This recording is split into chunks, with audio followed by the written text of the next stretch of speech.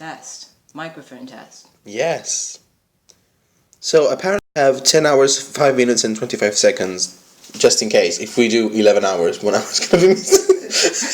Oh, I'm so worried. I take it out now. Are you playing the title through the phone? No, my phone because is we can't. across the room. We'll do it in editing. No, we're not editing. We'll just say it right now. So, tell us how you really feel. No, it's why don't you tell us how you really feel? You mess every time. Maybe that's my handle, messing everything up. Oh yeah, but the title thing. I don't think there's any point changing it just because BuzzFeed has the same. Oh, YDY, yeah. Yeah. We're gonna be better, so obviously they're gonna remember us in the end and not them. Yeah. Plus stragglers. People get lost and end up at us instead of BuzzFeed and be like, "What's this? That's very orange." So eye-catching. Perfect. All right. So, second episode of the podcast. Yes. YDY number 2, and our subject is workflow versus deadline-induced productivity. We're going to talk about productivity and the two main archetypes of productivity, which are the constant workflow of the workaholic, i.e. Toyin. I'm not a workaholic. Yes, you are. Which is committed, constant, and well-paced, against the other most common archetype, which is the deadline-induced adrenaline. I thought that is not what I thought we were going to go in that direction. But okay, sure, whatever. Okay. Also, because these is the two testaments. I am obviously the second one. I am the one that procrastinates until the last second. I've got the skills, but unless I have a very great danger pushing me to exercise those skills, I won't exercise them. Yeah, but then the issue is finding a self-motivation issue, which I know a lot of people say they find it really difficult to self-motivate. Yeah. But it's simply a matter of the only reason you're not working all the time is because you can't find a reason to self-motivate. Yeah. Like an internal reason, you need an external reason. Exactly. Yeah, but people say it's really difficult to find internal reasons to work really hard. Yeah, because essentially, like, for lazy people like me, I think it's a sense of endangerment. If you're not feeling endangered in some ways by you're not doing stuff. Yeah, but I don't think it's a matter of laziness. It's just a matter of, like, long-term v short-term. That's what it is. Oh, yeah. Yeah. Definitely. Like, when I do my work, I'm always thinking long-term. And I'm thinking mid-term in that I need a job at the end of it. And then long-term in that I want a house. And then even longer than that, I want to retire and not be a poor old person who can't pay my bills and dies of the cold. Yes. But you see, it's not easy to keep that focus in your mind and always look long-term, mid-term. It's much, much easier to be, oh, this afternoon I could work, but I still got 3 weeks until the deadline. I guess I can take this one afternoon off and won't damage my schedule. And obviously that happens the next day, and the next day, and the next day. That's thinking in a kind of... very short term. No, well, yeah, short term, but in a kind of, like, school system. Like, it's kind of school system thing. You're thinking about schoolwork, right? Yeah. But you're not thinking about your own projects. Like, if it were your own project, you want to work on it whenever you have free time. But it's working on something that, like, maybe you don't feel as into or as passionate about as your own project. Like a pet project or something. You want to work on that all the time. You wouldn't put that off. What's a pet project? Like, it's just something you don't really need to do, and it's a vanity project, and you want to do it anyway, and it probably won't get you very far, but you just want to do it. Oh. Yeah, like, it's just like, basically for your own sake. You're doing it for you. That's the issue. I think that's the core issue, possibly. You gotta figure out, who am I doing this for? And if the answer isn't, I'm doing this for me, then you're gonna find yourself going, oh, well, I don't really want to do it then.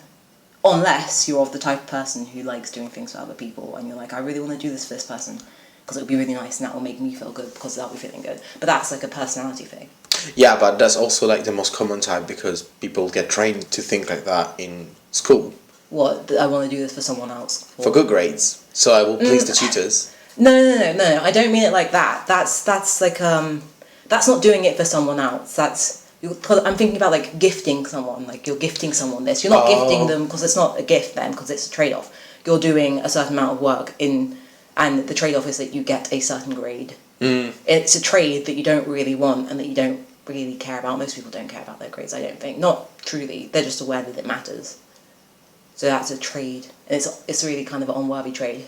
Because you're giving your time and your energy, and then you just get like this kind of useless letter that no one gives a shit about in about 2 years after you've done it. Yeah, I know.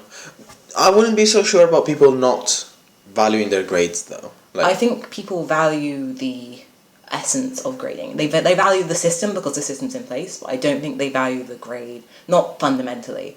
Like they No, I understand think it's the other way importance. around. People value the grade much more than they value what they obtain by the grade, which is wrong. Like, people say, oh, I didn't get a first, oh my god, my life is useless, and... I think possibly, yes, but on the flip side it could just be that that's because they're attributing more to the grade than what it actually means. Like, when Yeah, they say, exactly. I didn't get a first and that means that I failed at life, it's because they're associating getting a first with, like,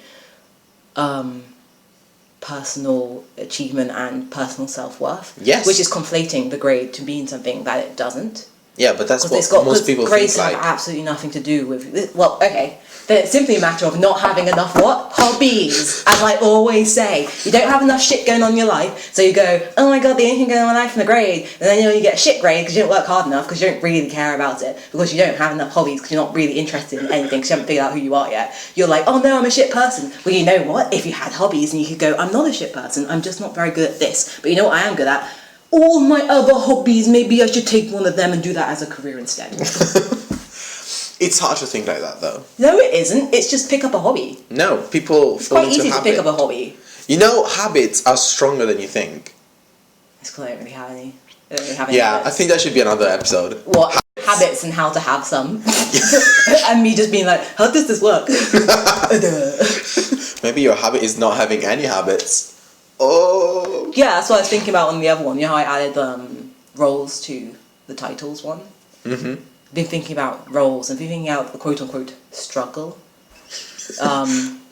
in terms of like competitiveness and natural selection, which I then extrapolate from madly and relate to everything called science. Yeah, but social Darwinism is wrong. Yeah, I know, eugenics is bullshit, but still. It's a cruel and merciless concept. It's a good thought exercise though. It's kind of a slippery slope though, because once you start thinking in terms of that... No, you start thinking about it in terms of... Because like all bad ideas have at least like a tiny bit of a good idea somewhere. Yeah, at the start, but then they spiral down. I And that's when wouldn't the game becomes bad. I wouldn't use a Hitler analogy, but I know nothing about World War II, so I won't do that. You don't know nothing about World War II? Pretty much, I never studied it. What? We studied it for GCSE history, and I didn't take GCSE history. It's the most important conflict of the last century. Yes, but I am not alive during then. And I don't really care. Yes, but the saying... well, so many Like, I people know are... the facts. So the many vague people are facts. arguing that nowadays it's happening the same thing that happened. Oh, no, it's not. No. Well, how can you say that if you don't know what happened? Because I know enough about modern governing systems, just about enough, and I know enough about modern warfare, just about, in order to say that there's no way in hell that it's the same as goddamn World War II. No, it's not the same procedures, but it's the same motives and it's the same drives in people and what they look for. Oh yeah, but that's because people haven't changed fundamentally. We are Yeah, exactly. We're So that's why- savage species who try to pretend that we're not animals. Yes, just but because that's why you need to know history, because you know the Well, no, I structures that don't repeat personally need themselves. to know history because I'm not governing anyone. But if I were governing people, I'd have an advisor who knew their damn history, because that's what no one should govern. Yeah, but then your advisor governs you. Well, countries should be run by advisors, like a group of advisors. That's the point of having a goddamn cabinet, or whatever the hell you call it in Italy.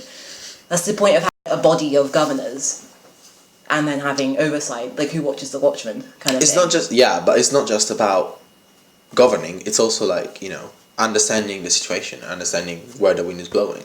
It's kind of like this. This is how I think of how government maybe should be run, as stupid as it is, blah, blah, blah, I'm 20, whatever, I know nothing, blah, blah, blah, whatever.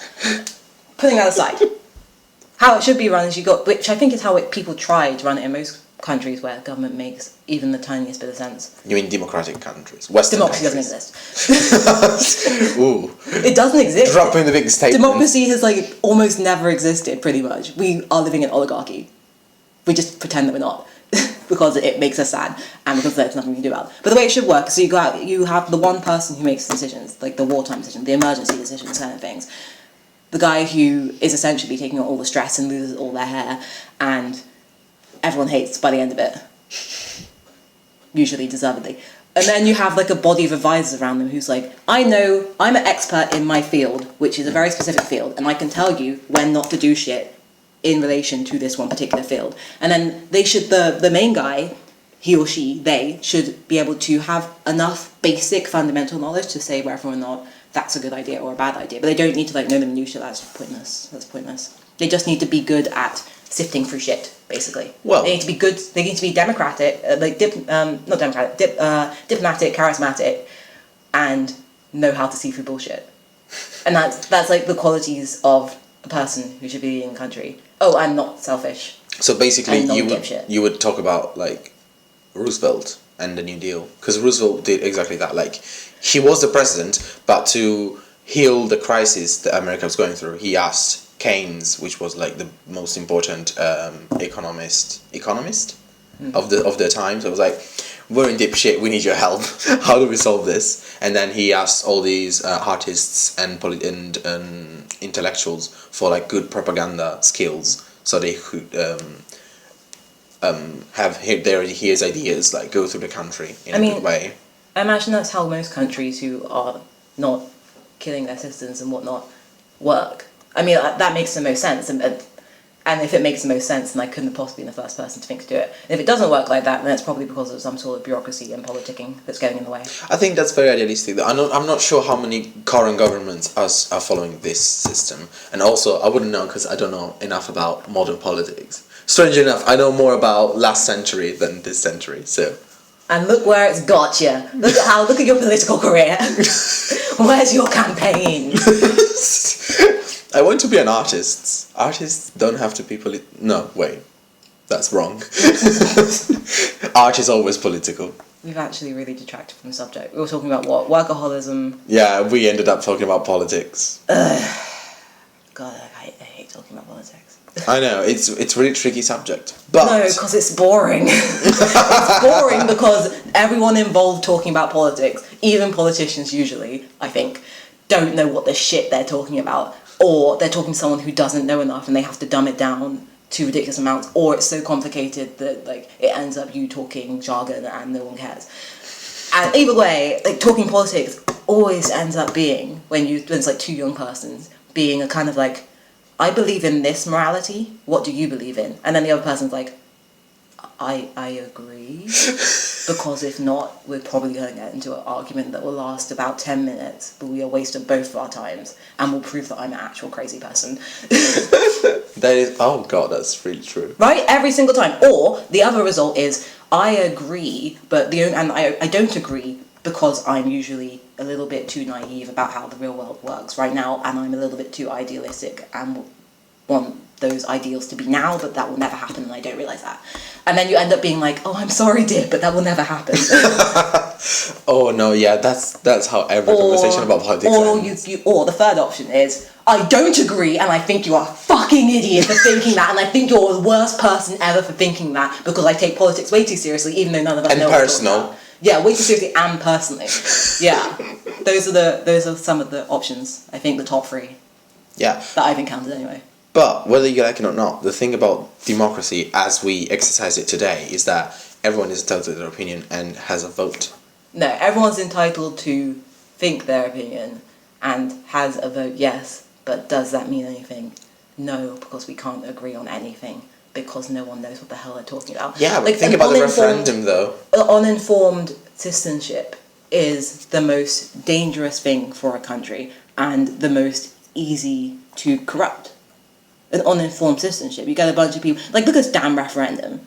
You got a bunch of idiots being all like, well, immigrants have never been the problem, but it's a really hot topic and everyone's talking about it, so you suddenly think that immigration's gonna, like, yeah, I don't know enough about the referendum. I don't know enough to know whether or not there's a good enough reason to leave the EU.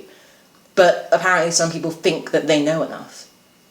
That they I know. Yeah. Vote stay, by the way, for me. But why would I vote anything else? I did why would you vote to change something when you don't know enough about how it would change? Yeah, exactly. I mean, you've got everyone spouting all this kind of scaremongering nonsense. Oh, blah blah, we're going to another recession. Oh, blah blah, visas. I hate the idea of visas. Me too. My passport gets me into most countries in the world, except I think Sweden. Swedish people, their passport gets them into a few more countries without a visa, and I'm like, I like not having to get a visa half the time, so can we not? Which is a trivial reason, but still, it's an important one. It's true. The amount of time people just spend doing random shit. You want to make my life more difficult by making me have to get visas and shit. Yeah, that's the problem. Like, people who are not as informed have the same amount. Also, I watched a video on The Guardian from this journalist that she was talking about, polls and how they're like, oh, right now, before the vote, there's this many people thinking they want to leave and this many people they want to remain. Yeah. They are very biased and tricky because, how many times have you answered to someone calling your house and be like, sorry, can I just put you through a few questions? Eesh. And you're like, no, fuck off.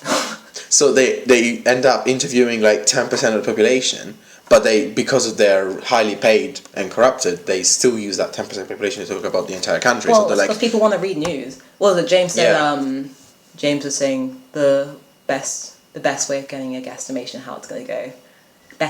The betting polls. Because people are putting money on that. Actual money. So it's probably a bit more accurate. But if you look at polls, No, the betting shops. Just don't look at polls, just look at the betting shops. They know who's going to flip and win. Apparently people put hundreds of thousands on this. God, gambling is so insane. Gambling is insane. Very addictive, but insane. And it's also, completely opposite to the workflow idea. Yeah, but no one who's gambling is thinking about the workflow idea. No one thinks about the workflow idea other than people whose job it is. No, that's not true. Artists have to think about workflow. It's crucial to them. Oh, I forgot we were talking about that. Alright, the workflow. Yes. What else do you want to say I used the gambling subject to get back on track. How smart I am. That was the worst flipping word I've forgotten I've ever seen. Escamotage. No, that wasn't what I was thinking of. Begins with a C, can't remember. Device. That's not a C. Plot device. No. It's means tangent. I can't remember it. Anyway, this workflow thing. Yes. What else do you want to say about it? I was going to say... One ought to have a good workflow. And in order to do that, should find their own motivation and figure out who they are, which is a difficult one. So you're saying it's connected to identity? Yeah, definitely. Because, the only reason why people don't do things for themselves because they don't know who they are. So they don't know what would best benefit doing stuff for themselves. Oh. So instead they're like, I don't know what I want, but I have a pretty good gauge of what you want or what the system wants or whatever. So I'm going to play into that and play it by ear and see whether or not I like it. And the answer is usually no, because the system is not flexible enough to accommodate everyone. Because we are working on a Victorian system, even though it's not Victorian age, because the system is shit and we need to work out a better one. But, that was a wild mumbling. It's just the education system. Yes, but in our course, for example, many of our peers, they say they love animation and they want to do animation, and then they can't. That's because I think it's a language thing. People aren't specific with their language. They throw it about. So someone can say, I love animation, the same way that I can say, I love cars. But you know what? I like looking at cars, I like their shininess, and I like the aesthetic. But I don't actually love cars. But no one's really specific about that. It's a language thing. I really think it's just a language thing. Okay, so, thinking of the crucial points. So, workflow? Yes, workflow is... don't worry, I got you covered. Workflow is connected to identity. Yeah, definitely. And language. But I think the language is more of a symptom of the disease being identity. Many people struggle to find... So, you're saying many people struggle to find their workflow because they don't know who they are.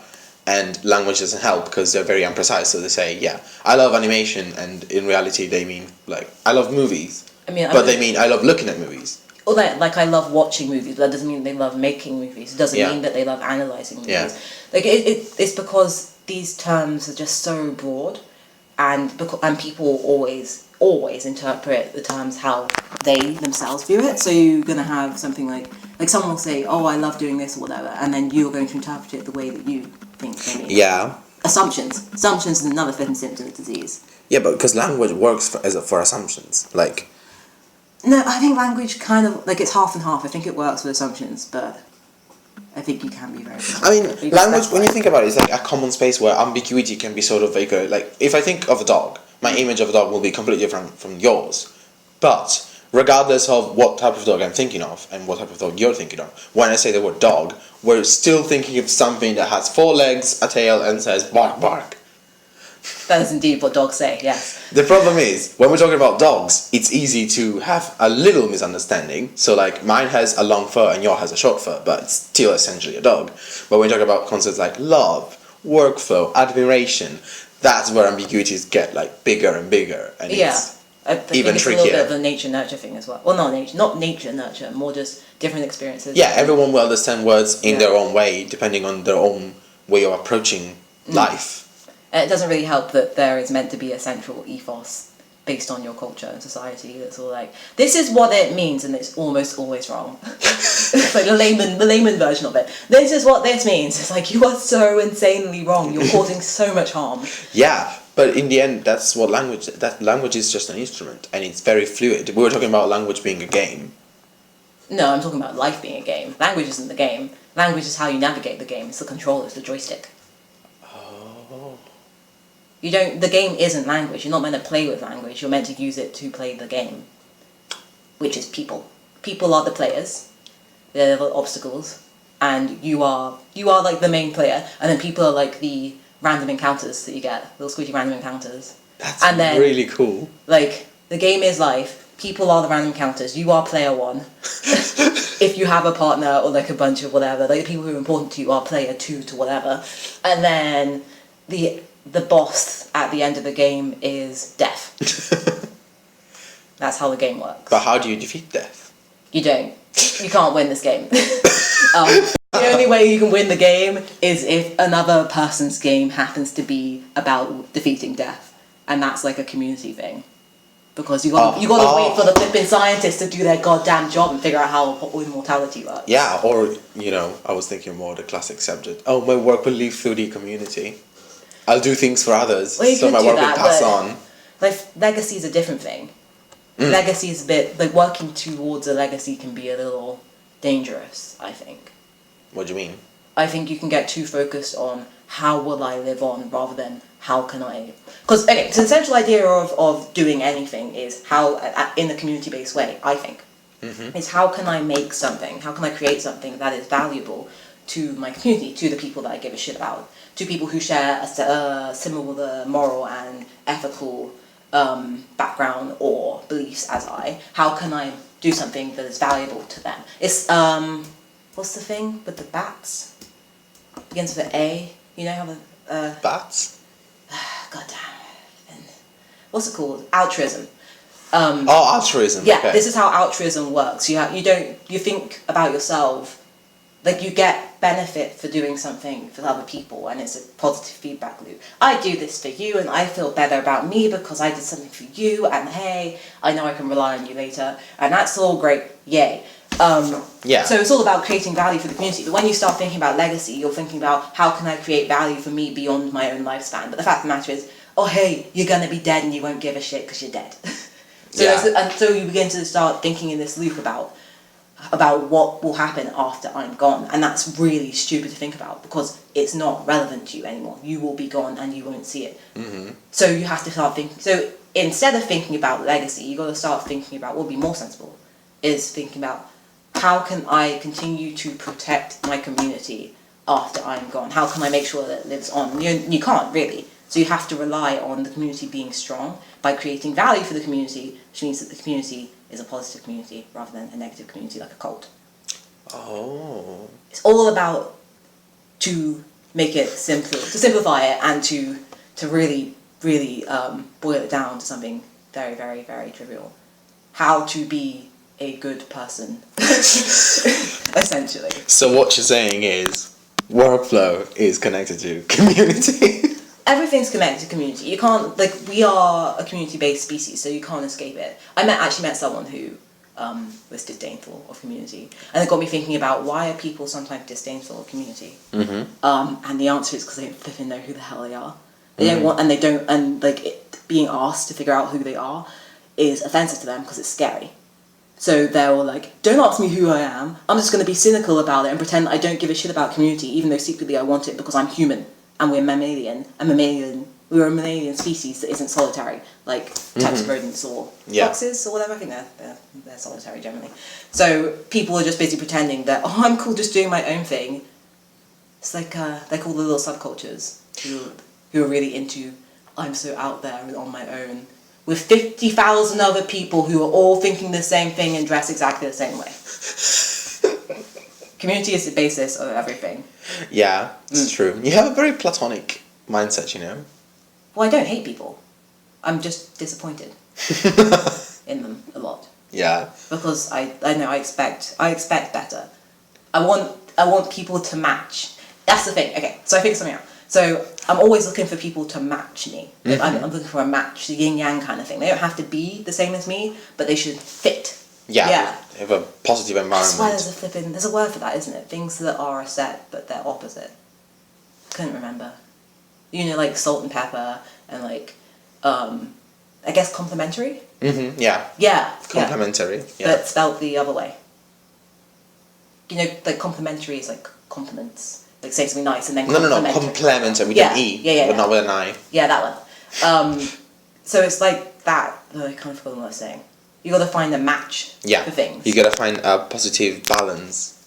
Well, it can be a negative balance too. Depends on what motivates you.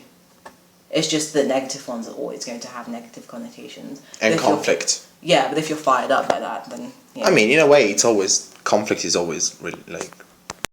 That's what I was saying. I was speaking about the idea of the struggle. Oh. Yeah, like how far you need it, but how far do you need it?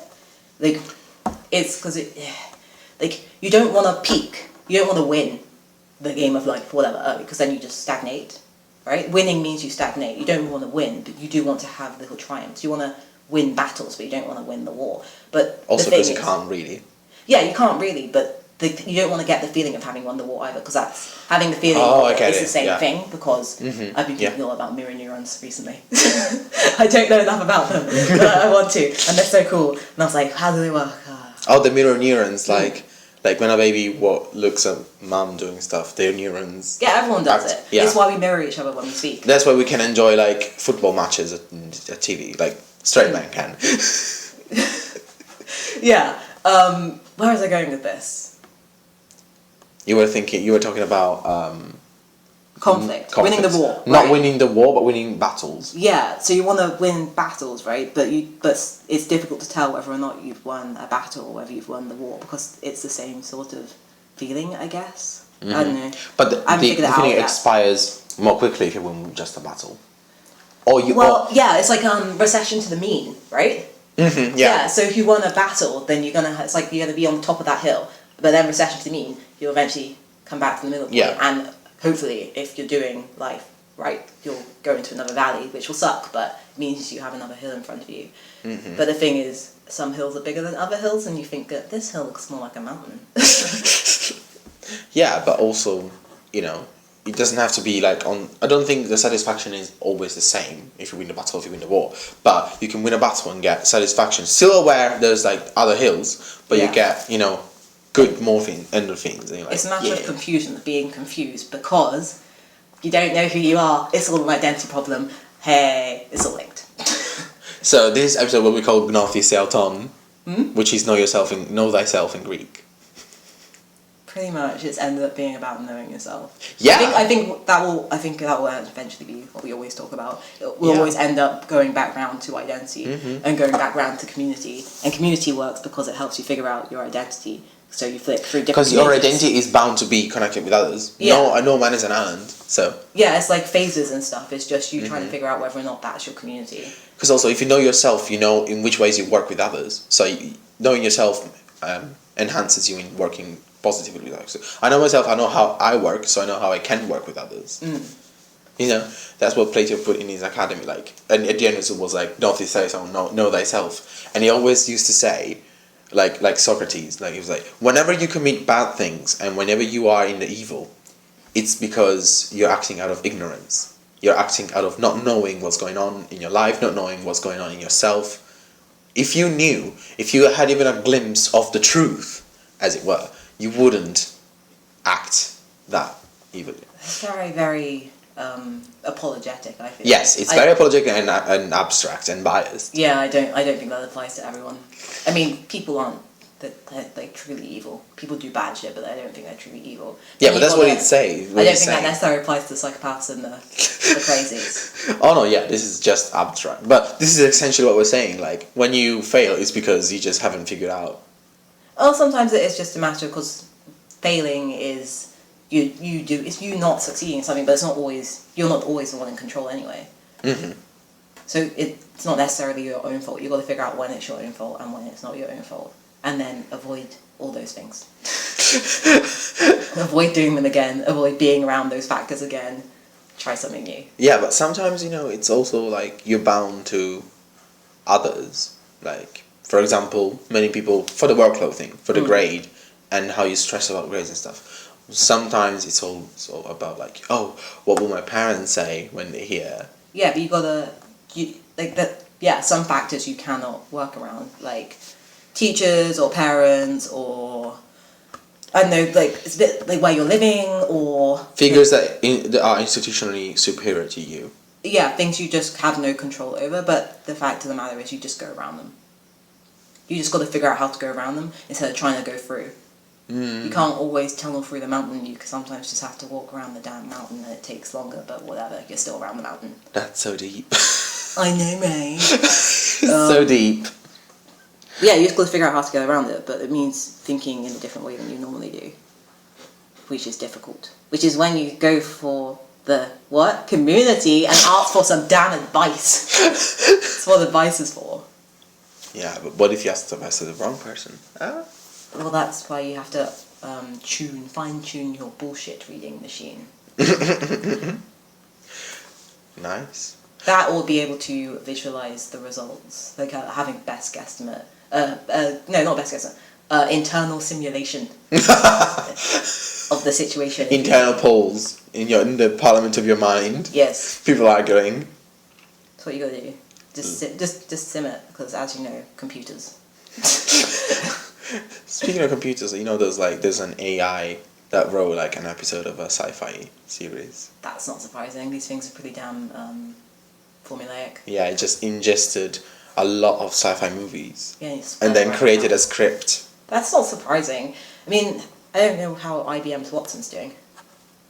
Which one? IBM. Yeah, the computer company IBM, who do the chips. I think nowadays they do. Okay, they used to make computers, but they now just make components and then sell it on to other companies. Mm-hmm. And they made I don't think it was fully AI, but like a computerized doctor. Mm-hmm. And they called him Watson because Dr. Watson, I guess. And they released him about 2 or 3 years ago. Yeah. And the way it works is that he's meant to learn from all the papers and stuff and then get better and better at diagnosing people. Yeah, that was the same principle for these algorithms. Yeah, they're just learning systems. But everyone's then panic mongering. Oh my god, what if they learn too quickly and they'll kill all of us? Why would they do that? That's so much effort. Well, but it's scary for like artists because I think people are just overinflating their own self-worth. AIs, like there has been a few months ago an AI that composed a love poem. Yeah, there was an AI that's composed music, but you know what? People won't value it because people value people. That's the thing. That's the solution to it. They'll, the whole kind of, oh my god, eventually computers and whatever, they'll steal all our jobs. But the fact of the matter is that then we'll have to bring back our craft so that we have this is master crafted by a real human, and that's why it's worth something. You could get the factory shit, like the same way that people could buy everything from the big high street brands that are everywhere, but the reason why designer and haute couture exist still in this modern age, even though it's less than before, is because people still want something that's a bit more personal. that only they can have. People want to be special. They want to be special, but they don't want to be different. Yes. So once again, it's a matter of what? Identity. Told you, it all boils down. Well, we did 35 minutes. I think we stripped the essential traits out of our topic today. Yeah, we kind of just went in circles. Yeah, because we are finding the common key traits of living in this modern world as artists. As we do, because we're artists. Also, because I don't think we had that much to say about workload versus deadline stress. Hey, no, just remember. Don't leave it to the end. Think long term. Yeah, think long term always. Right now, we just finished our year, so we're not doing anything at the moment. Wow. We are kind of also tired and Well. our mental structures are very impoverished now at the moment because they're really tired. Well, that's a big assumption. It is for me, okay? I'm talking about myself. Oh, okay, well, there we go. Qualifiers, very important. We're gonna make another Blue app on workflow in a few months. Are we? Sure, we agreed. Did we? Yeah. When did this happen? Joke. Remember? No. Well, I'll propose another one while we are in full university period. and Oh we're yeah, no, I working. vaguely remember this. In the middle of our, because we have the group thingy. Yeah, probably, yes. Yeah. Well, November or October while we are full on university period again and we're still working every day, or at least we're supposed to. Oh We'll no, have wasn't that one meant to be a red one? Wasn't that going to be a red? No, I mean the sequel to this one, No, but there isn't a formal sequel to this one. There's the... Oh, no, there's yeah. there's another kind of thing that's related to this one, but it's in the red list, isn't it? Where we're meant to be talking about the creative process, and that is once again meant to be linked to community, which we kind of really... God damn, this is going to be the driest podcast ever, just us, just constantly just napping about. We could call it YDY Community, but there's also a show that's called Community. Oh yeah, that's a good show. You should watch it, it's really good. We just call it Community YDY or YDY Community. I tweeted yesterday, but I was a bit drunk, so I don't know how good it came out. But I was in that period where I was like, I'm really focused right now. I could do many things, but I'm probably just going to sit and analyse everything to death. Good. That's how I ended up thinking about mirror neurons a lot. I was analysing and I was like, but how does it work? Stream of consciousness. Nice. Yes. Okay, well now that's everything. How do we close it? We don't. We just end it whenever we want. End. Oh, okay.